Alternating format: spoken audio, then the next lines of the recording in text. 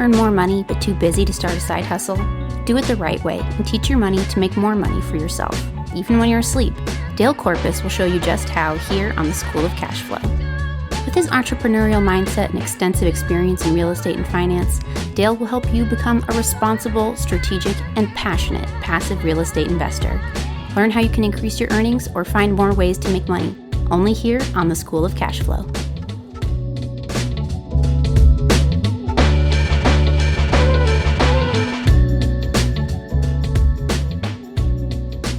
Good morning, everybody, and welcome to the School of Cash Flow podcast. I'm the host, Dale Corpus. So networking, meeting people, and constantly learning is key to growing yourself, your business, and your career.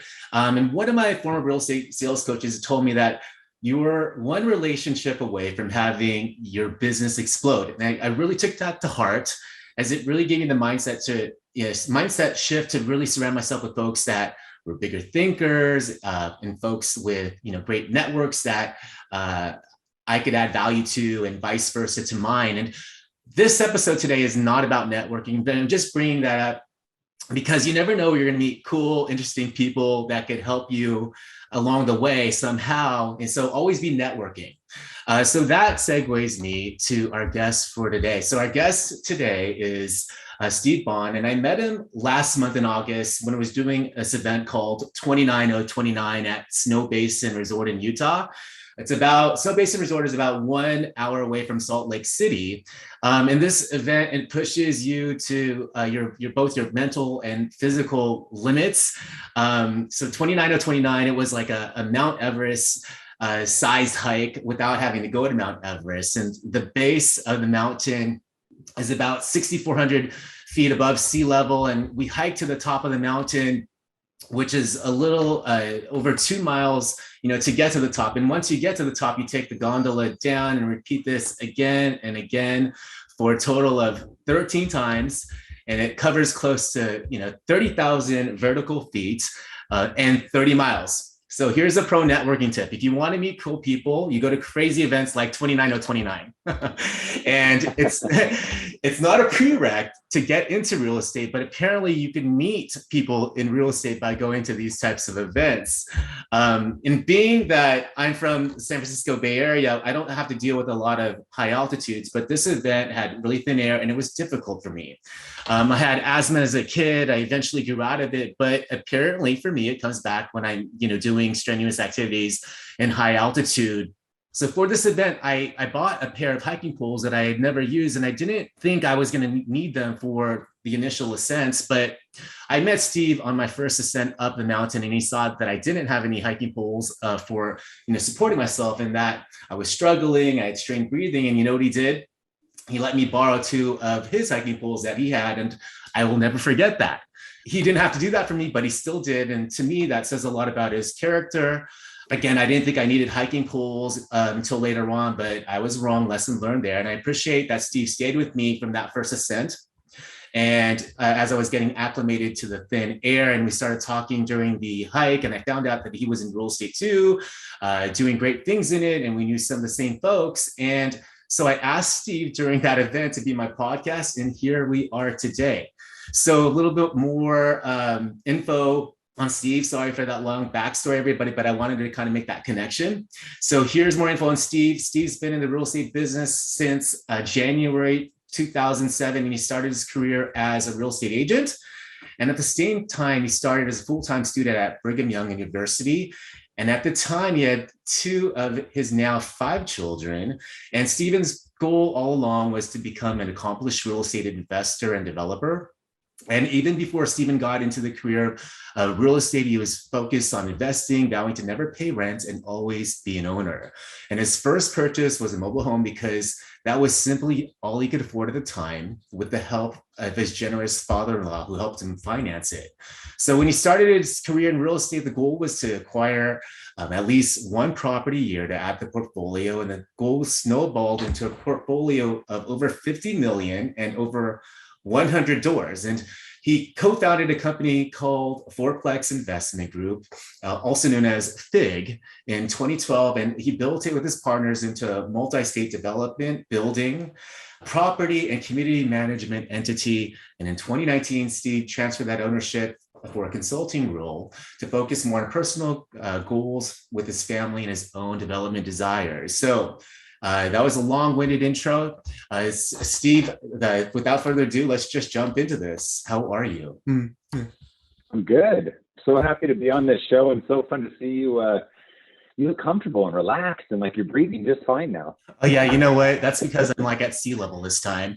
That's like, nice. I feel like these podcasts now have replaced for me in-person coffee meetings. This is kind of like my podcasts are the new coffee meeting for me. I'm drinking coffee right now with you. Nice. Can you? Bottle. Well, there you go. And can you give my listeners even, any more background you want to give and what your focus is right now? So my focus right now is a little different. I'm honestly trying really hard to keep my personality at bay and try and do a little bit less every single day. And I'm not doing so good at it. When you start to get the rhythm of growth and real estate, at the beginning, it's like, when am I ever going to find a deal? And finding the deal becomes a big stress. And then it's, how am I going to find money? And maybe those trade back and forth. You are first looking for money, or you're first looking for a deal. But reality is, you're looking for everything, and it's stressful and it's overwhelming as you're trying to find opportunity and put the cash and the opportunity together, the people together. And then it snowballs and gets to a point where now everyone's coming to you with the deals or wanting to throw money at you to do deals.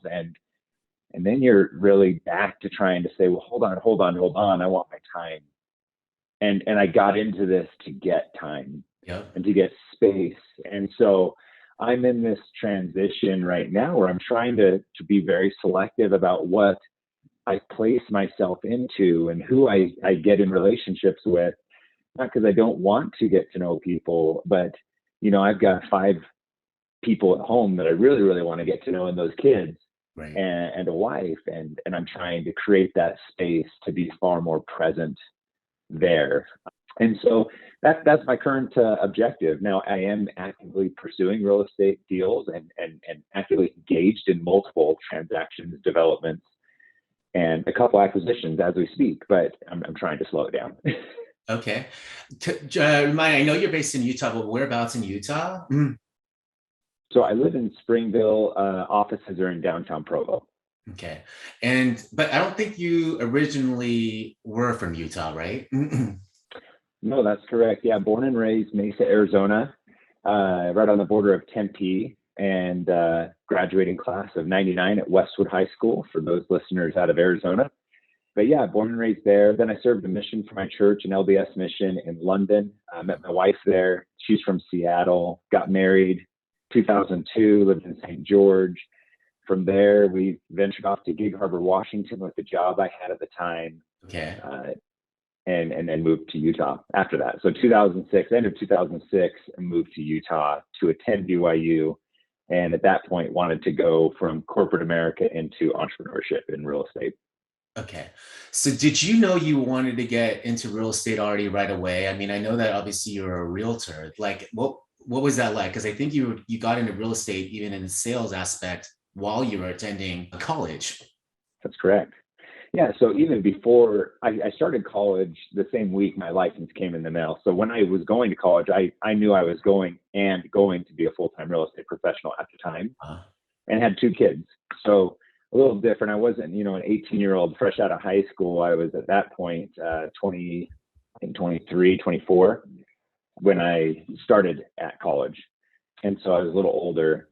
But even before that, when I was in my late teens, I knew I wanted real estate as a part of what I did, whether I was going to have a career and invest in real estate or become a real estate investor developer. Real estate has always very much intrigued me.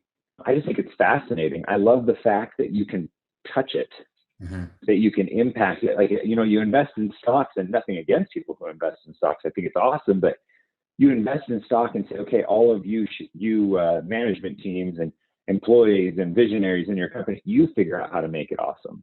Yeah. And hopefully you do a good job. But in real estate, you're getting your hands dirty and you're involved in the thought process, sometimes the physical side of it. And I like that tangible experience of being able to manipulate and shift and mold an investment into the potential that it has. Yeah. I just love the fact that you were able to even just start the real estate sales career first while you were in college. And like, how did you do that even when you're in college, like while you're managing school at the same time, and while you were building a sales team? You know, it takes work ethic. Yeah. You just simply are disciplined. And if you want something bad enough, anything in life, you're willing to do what it takes to do it. I mean, I think it was Dave Ramsey once said, a question he gets all the time is, how do you maintain balance? Right. And he said, people who want things that are big simply don't have balance.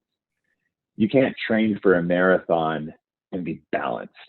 The reality is the training regimen that it requires is going to throw life out of balance for a little while, because you have this big goal consuming you. And so, but at the same time, you know, how did I do it? I just simply slept like 2 to 4 hours a night for about 3-4 years. I would get up at between 2 and 4 in the morning and start studying, because no one would call me at that time. And during my classes, I was messaging clients, setting appointments, and reviewing property analysis. And I was just trying to multitask. I hired tutors so I could really expedite the learning process. Okay. And so it was just very little sleep, and I worked every single hour that I was awake to try and build the business. And when you started in that sales business, it was probably around the time when the market started crashing too. Am I right? Yeah, exactly. In Utah, we were about 12 to 18 months behind the markets around us. Utah, in about 10, 15 years ago, was a shadow market. It wasn't a primary market. And so it tended to react to the bigger markets around us. Now, Utah has grown so much in the last 15, 20 years that it's becoming its own kind of force in the market as a whole, where it doesn't have as much of a shadow response to what's going on. However, as California and Nevada, as they were kind of crumbling, Utah was looking at that and starting to show the signs. 2007, at the end of 2007 into 2008, when then they announced the AIG failure, that's when Utah really started to see the collapse. Okay. And then I'm curious, it's like, because of the time of when you started your real estate sales career, it's like, how did you grow it during that down market? Those like, you did not have a lot of things working for you, but you still, you still made to push forward. Well, it was terrifying. I mean, right? I mean, yeah. You look at the face of this market. I remember, I'll never forget the day I was sitting in my office. I had my textbooks next to me. I knew what kind of homework assignments I had ahead of me to keep up to my studies. I was a full-time student. I wasn't just part-time. I was actually like full-time going after it.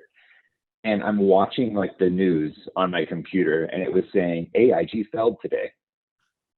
And then, you know how the news reports things. It's never like, well, here's the facts of it. It's very sensationalized, and it was what next, and if this thing can fail and this organization can fail, then this can fail and this can. I mean, it was this domino that I was looking at it, and I remember staring at my computer, and like it was this look in the mirror moment where I go, if you're in this, you got to figure it out, right?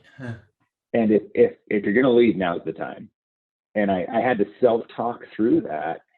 And I just thought, you know what? At that point, I sold 30 homes my first year. This was in the second year. I was on track for over 50 homes sold. And I could see that I was going to have to shift. I couldn't do business the same way that I was, because people's mindsets were shifting so much, so quickly, because it became scary to be in real estate. Also, it became very hurtful. A lot of families that were excited about this home ownership now, we're seeing lost jobs and an entirely different financial situation surrounding them, where the conversation changed.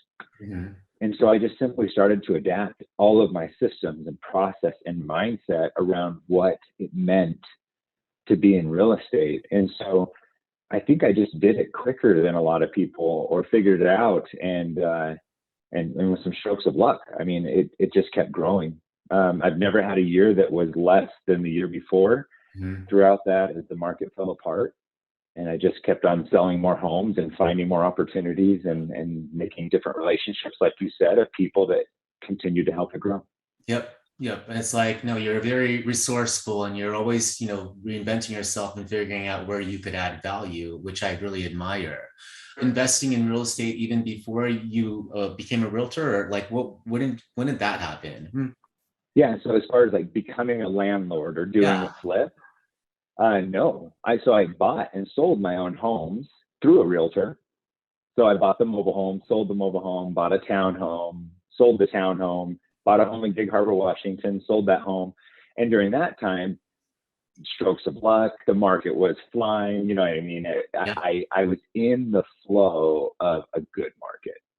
So I count my blessings on that. I mean, some of that's luck. Yeah. I didn't know enough to like study a market at that time. I just knew real estate was cool. And the fact that I was in and out of that many deals within a pretty short period of time and won each time Mhm. was a huge catalyst that built confidence. But sometimes that's a little ignorant confidence.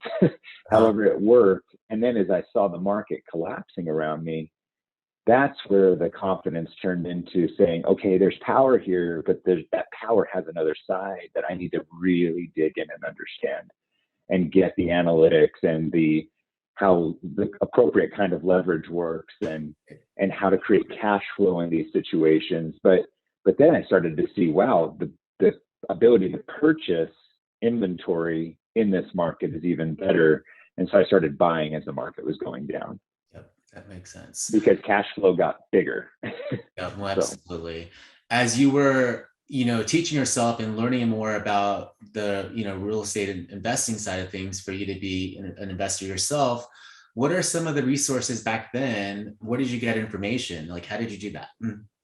well, a lot of different ways. For a while, I was a really big Dave Ramsey fan, and I think Dave Ramsey has a sliver of the market that he appeals to. I don't necessarily think he is appealing to a really savvy investor. He's appealing to the average American that needs to figure out that, hey, money has power and you can totally sink yourself if you don't use it right. Yep. I think that's his audience. But I started there, and because it helped understand, debt and responsible debt. And so that's where I started on it. But then I shifted from there to go to a different mindset and way of thinking, where I was actually working with investors and seeing opportunities. I don't know if there was necessarily anyone in particular, honestly, but I started to see that stabilized assets, not speculation assets of fix and flips, but buying stable cash flow assets, was where I was really intrigued by that, and started to listen to people like Mark Kohler and Tom Wheelwright and Robert Kiyosaki as they talk about appropriate leverage, and then the Real Estate Guys radio show. Those kind of minds that talk about real estate from a much more powerful long-term play, cash flow, tax preservation, wealth strategies, growth. The fix and flip game, honestly, has just never appealed to me. It seems like far too much liability, risk, headache for my mindset to want to do it. And plus, you got to pay a lot of taxes when you do it. And so I really like the long play in real estate much more. Makes sense. I'm curious to hear more about like how you were able to transition from the, being a realtor, and then how you started thinking to forming the FIG investment group. Like, how did that happen? How did you start thinking about like even starting that company? And tell me about, what the model was and what kind of investments you were doing. Yeah. So that evolution has happened because I never found myself to be too important to not be unemployed in the position I currently held. In other words, when I was in real estate as a real estate agent, I had no problem saying, let me grow this to a point where I can't handle it, and then pass a baton to buyer's agents. I don't need to feel like I have to be the person showing every home. And when a client was upset in the beginning, like, oh, I want to work with you, I'd say, thank you. That means so much to me. at this moment in time, working with you means working with this person. And I'm really excited for us to help you. And so I had no problem growing to a point where I could pass the baton and make less on each individual transaction. In other words, not get greedy and so commission hungry. I was trying to grow something bigger than just commissions and individual commissions. So passed on with buyer's agents, then got listing agents so that I could make the space to focus on investments. And then I was referred to this builder during the market collapse. He had honestly been tanked. Our relationship started, and he was in a pretty bad place because of the market, with a lot of really big spec homes that he had to eat. And he's just like one of the smartest guys I know, genius in his approach to real estate and in solving problems. And so I got introduced to help sell some of his inventory that he had been holding on to and been sitting on, trying to figure out a way to sell. And so we sold through it really quick. And he's like, oh, this relationship works. So then we did a development together. I just was his agent. We did single family homes. We did 5 of them. Again, we're able to strategically put lenders together and sell those back in 2009 and 10.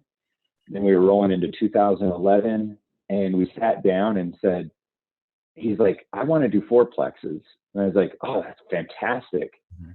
Because right now the market wants stability. And I've got clients I think would put their cash there. There's a money sitting on the sidelines in the markets like this, but they just don't want speculation. It's just too scary. But stable assets they want. Renters need to live there. We're in a good economy as far as people wanting to come here and live here. And so he went back and kind of did some homework and found this really genius way to not just build a 4plex, but to put it in a community, have it as a planned unit development where there's an HOA that manages this community. So now an investor buys a 4plex, but the neighbor can't be a slumlord. Like it's going to be preserved with this HOA in a community where when the roofs need to be replaced, it can happen. And when the yard needs to be maintained, there's already someone there scheduled to come next Friday. And so it's just a process that keeps a community and preserves that asset for cash flow.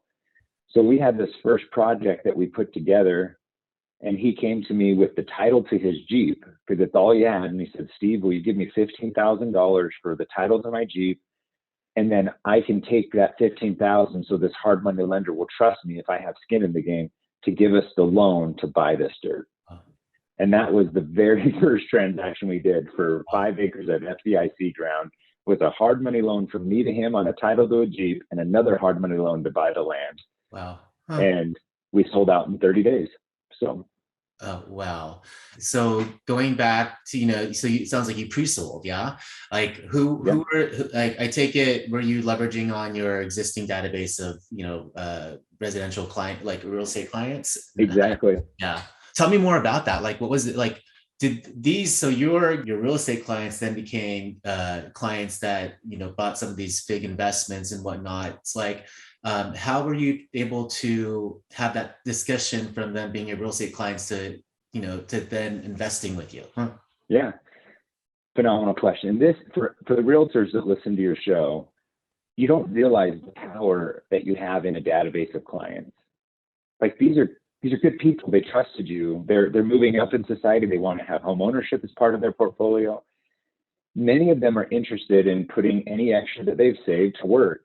And they like real estate already. They're already homeowners, right? So they already are of like mindset. I didn't realize that I had so many investors in my database at the beginning, because the reality was the most investor calls I got as an agent was like people that wanted to just lowball, and they were like wholesalers. And that's fine, but they weren't really buy and hold investors. It was just people that wanted to lowball. And so my approach to it was, all I did was do the analysis, and my email blurbs out to my clients was, if you have X amount of cash, would you rather put it in the market at a rough return of X? At the time, I would just look up the market index and see what the market returned, or would you rather have real estate that could grow at Y? And I would show them how, with the 4 pillars of real estate, cash flow, depreciation and write-offs, equity growth, how you would put those together and what that would yield over a 10-year horizon. So I would just show stock market, real estate, 10 years. If you have questions, give me a call. and just super simple emails, kind of broken down, sent out to my database. At that point, I had about 2,500 people in my database. Now we're, closer to 20,000. But yeah, in 30 days, sold out 9 fourplexes, represented every person on the buy side and the sell side. Because the reality is, people see that email and they're like, yes, I want to do that. They just don't know how. So. You built you were building a lot of, fourplexes, and it felt in it. I know you're doing it. You fit a really unique niche in the market for that, being brand new construction, fourplexes, and all the homes were nice around, and you're building nice communities. Like, why was it that someone was, why would somebody pick one of those up versus like a bigger multi-family out of curiosity when investors have other options? Yeah. So a lot of our clients have already heard about syndications, and some of them are even invested in syndications where they're a limited partner on the fund. Yeah. So they've helped they're part of the cash equation to an apartment complex. Okay. And they like that because it's the same principles of FIG, managed. People know what they're doing typically in those, where it's a whole community and it's a preserved asset that's managed professionally with a goal in mind. However, those investors on syndications don't have fee simple rights. They can't refinance it on their own accord. They can't sell it on their own accord. And so the benefits of FIG are someone that says, well, I can either put $150,000, $250,000 into a syndication, or I can own this fourplex in a managed community. Really, it's a turnkey investment. And if I want to refinance it, I call the lender and refinance it on my own right. I depreciate everything off directly. I don't give up a management or sponsor fee to another group. I just pay a management fee. And if I want to sell it, I get all of the equity and I can do what I want to do. I can time my exchanges based on a little more closer upfront control of the asset. Okay. And so it's for the person who doesn't necessarily want to be a landlord, but does want to be just a couple more steps closer to their investment in a managed asset. Okay. Yeah, they definitely have more control, obviously, by buying one of those properties versus doing a syndication and whatnot. So you basically became a developer. So what were the types of challenges from having been a realtor becoming a developer? What challenges did you face there that were new to you since you were entering that new space? Yeah, so my role really was over the marketing side, the branding, analysis. My partner was still over all the operations of how do you take mounds of dirt in a tract of land, get a city to approve a project, develop it, go up with it vertical. My partner did that. I was over the analysis of hey, what floor plan does our market in that location need to yield the best ROI of cost per square foot? Is it a 2-bedroom that's in most scarce supply right now, and so it'll yield the best return? Or is it a 3-bedroom? And how can we fit that onto the project? Then he and I would collaborate and talk through that, run a pro forma on the project as a whole, and then decide what the product layout would be for the community. So I didn't necessarily do the horizontal and the vertical development, but I was part of the process to see how that would be monetized in the most efficient way for him as the builder, developer, our clients as an investor, the community as a whole. That was my side of the analysis and the process. And then we would market it, sell it, and then the client relations of, there's always problems, making sure that those clients are taken care of and their questions are answered. Yeah, I love the fact that, you guys had those complementary skill sets. I mean, who would have thought that one of your clients would end up becoming one of those, one of your close business partners to do this? And it's you guys had a great relationship going on and building it. Did I take it so you first started out, FIG was mainly building around Utah, and then I know you expanded to other areas. How did you manage that? So it sounds like you built other teams elsewhere. Yeah. So what happened is originally FIG wasn't a name at all. It was just a development idea. Started selling fourplexes.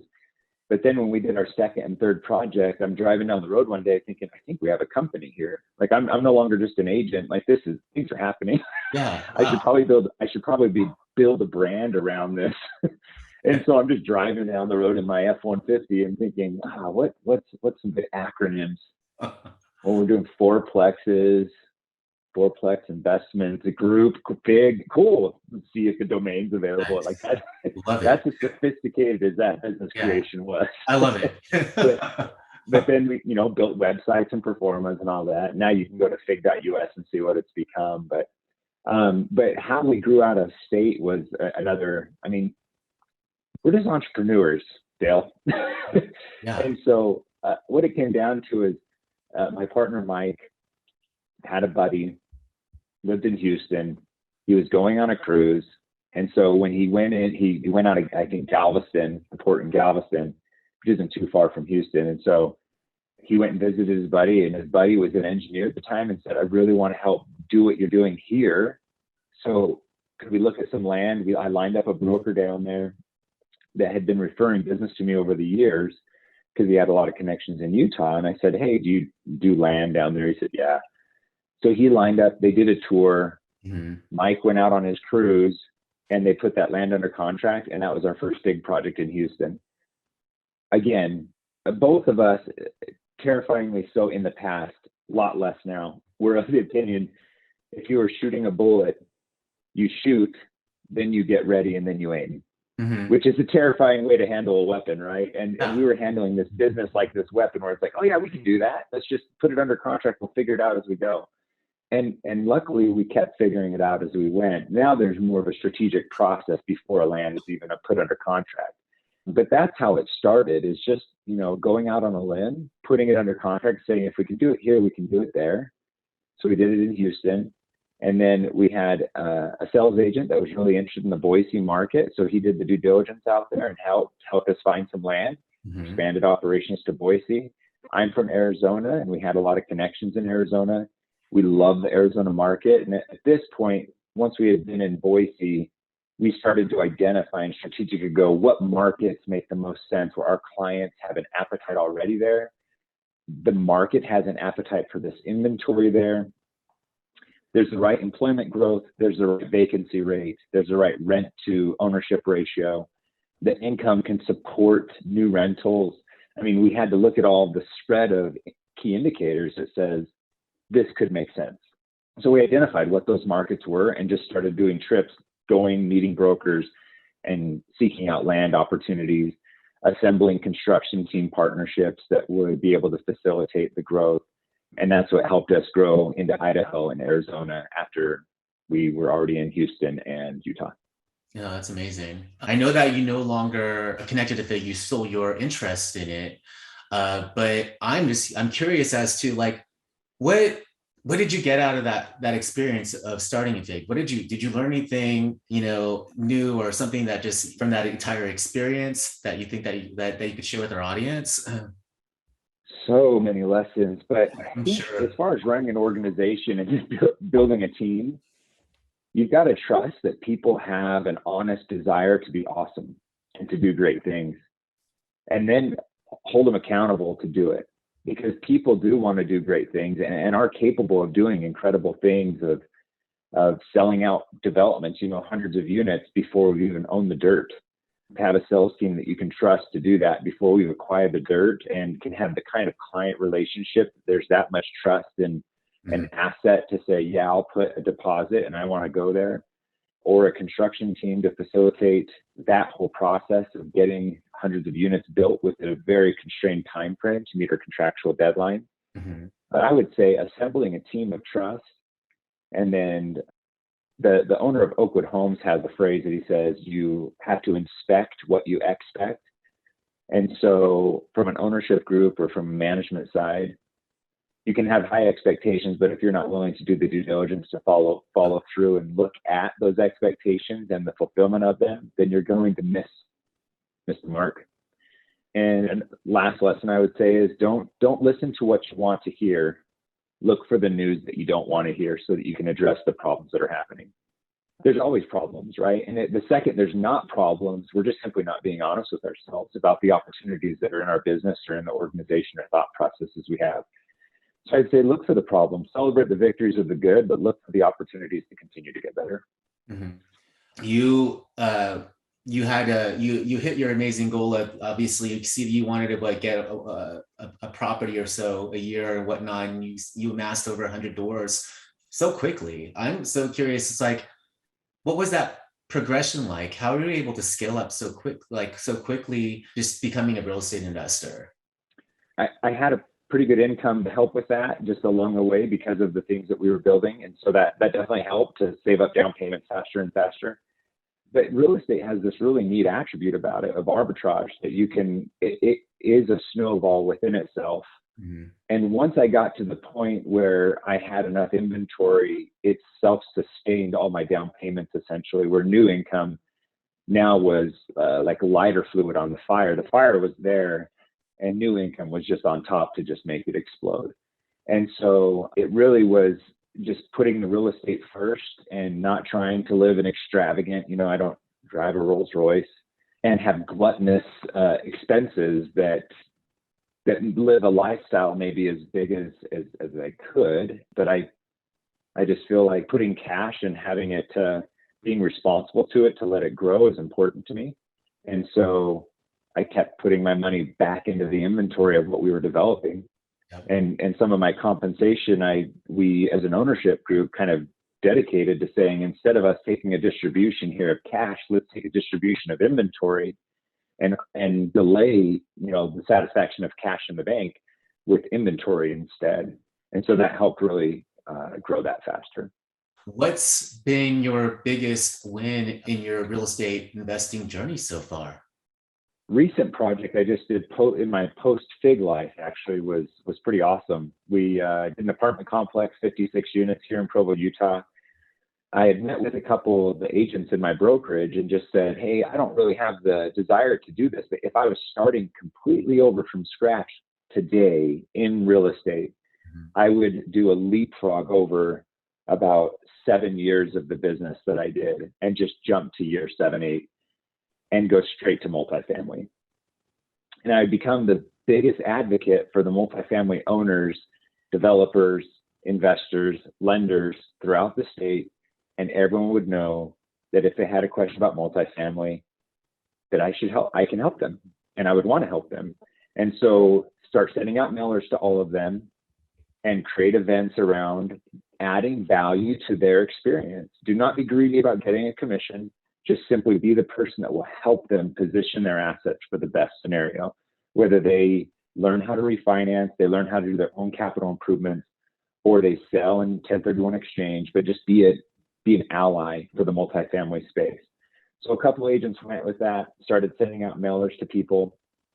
And I said, go do that. But I have, one caveat. If someone wants to sell, you go to me first because I want to be the buyer. And so they sent out these mailers, and then every opportunity they had where someone said, raised their hand and said, yeah, I want to talk about possibly selling, I would have first looks.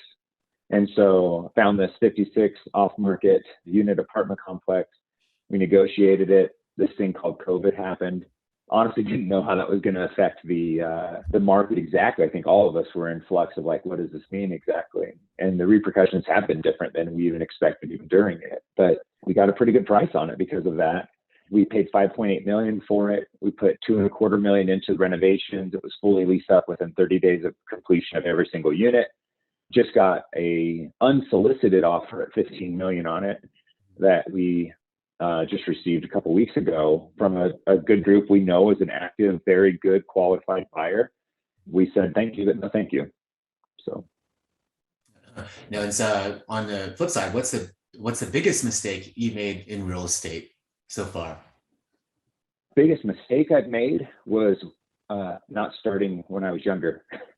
Good one. I guess the only thing I've ever regretted, I've never regretted buying real estate. I've only regretted selling.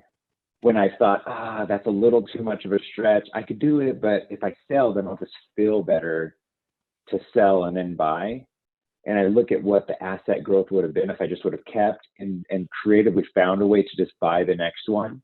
Mm-hmm. I would have a better looking portfolio today and a better looking balance sheet than I have had I just had the patience and also a spine to be a little more bold at times. I got it. I mean, it's like, I mean, I wish I started I wish I started a decade earlier myself and just buying real estate. You just, it's one of those things. You just buy real estate and just wait. It'll just do wonders for you. What advice would you give to newer, aspiring real estate investors? Yeah, I think it goes along with what we just talked about. Take action. Like don't sit and talk about being an investor for so long. Anyone listening to your show can buy something in the next week. Mm-hmm. There's no reason that they can't buy something in the next week, but they have to think a little more creatively. Maybe they go to two more of your investors that are listening to your show or current clients of yours, and you put three people together just so they can get off of the sidelines into the game and buy. And I know people are starting to get scared that it's at the top of the market in some markets because we've had tremendous growth. And you know what? The reality is maybe they're right. But the people who bought in 2006 and 7, when the market was at this all-time freaky peak, and the reality of it is it had really scary key indicators that made it that way. It was sloppy financing. There was a lot of greed and craziness going to fuel that market compared to what's fueled this market with very solid fundamentals of great job growth. And people are occupying the homes that they're buying now. Like we don't have rows of spec homes that are funded by people that put zero down like we did back then. It's good indicators. So if the market goes down, take a deep breath, have a savings account, and hold that asset through the downturn, and you'll be fine. Like real estate does really well over time, and it always, always has. Do not look 10 feet in front of you when you're in the real estate game. Look at a longer horizon, be patient, but get in the game so that in the 10 years from now, you can look back and look at what you created and be super proud of it. Yep. Very good advice. So what's next in store for you? Any upcoming goals that you're working on? Besides trying to slow down, I am working on several buildings in downtown Provo, like I mentioned before. I've got two buildings, or one building in escrow right now, a second that might be this next week, all office or mixed use spaces.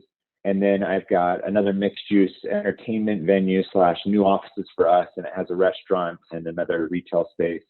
And then another one that has mixed use residential over commercial. A lot of them are in full construction right now. They're being gutted, renovated, but we're trying to really preserve the old building. You can see, if anyone's looking at the video here, this is a building I bought in 2015 where our offices are. It's raw, it's exposed ceilings. It's an old kind of, it's 120-year-old building. I love those historic buildings. They're gnarly to work on, but they're so much fun. The personality in them and the life that they breathe, the stories they tell on the walls, I just think they're a blast. No, that's awesome. Hey, what does success mean to you? I like to ask that question now. Oh man, that's a good one. What does success mean to me? You know, what it really comes down to is what do you value? And people have different value structures. I value my faith, I value my family, and I value me being the most at what I can be. If I'm figuring out those three things, then I'm successful. If you notice, I didn't say I value my balance sheet. I don't value the car I drive. Now, I have one and I value it because I have it, but the reality is if I start to put my identity in front of those things instead of my faith, my family, and me being the most that I can be in a career, I don't know, then I think your ego gets too big and you get disillusioned to what success is. I'm just trying to figure out those three right now and failing at it some of the times and trying better at it all the time. So, yeah. Well, getting a little bit, keep failing forward. You'll get better each time. There you go. There you go. What would you say is your unique ability, your superpower that's contributed to your success? Yeah, according to my wife, I think I just am the eternal optimist. I don't really get down on problems. I hear them, I get stressed about them like anyone else, but I love figuring them out. And I always see opportunity in any failure and any super big challenge that comes. I think, well, we'll figure it out, and I'll look back on it and feel accomplished at figuring it out. But I think it's just the willingness to be out of my comfort zone and to be optimistic about that. Yeah. No, I love it. No, I mean, solving problems is where the money's at. So I'm always looking for the problems myself. So Yeah. nice. Last question. How can somebody get a hold of you? Well, my email address, you have my email address, so we can post that, but it's Steve at Capital Advisors. Yeah. Steve at Capital Advisors RE is the best way.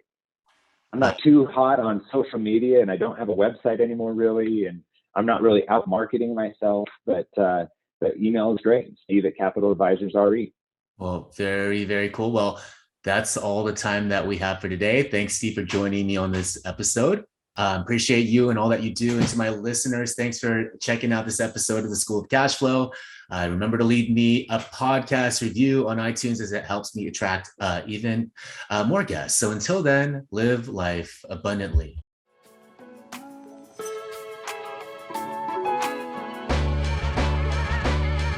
Thanks for listening to another episode of the School of Cash Flow.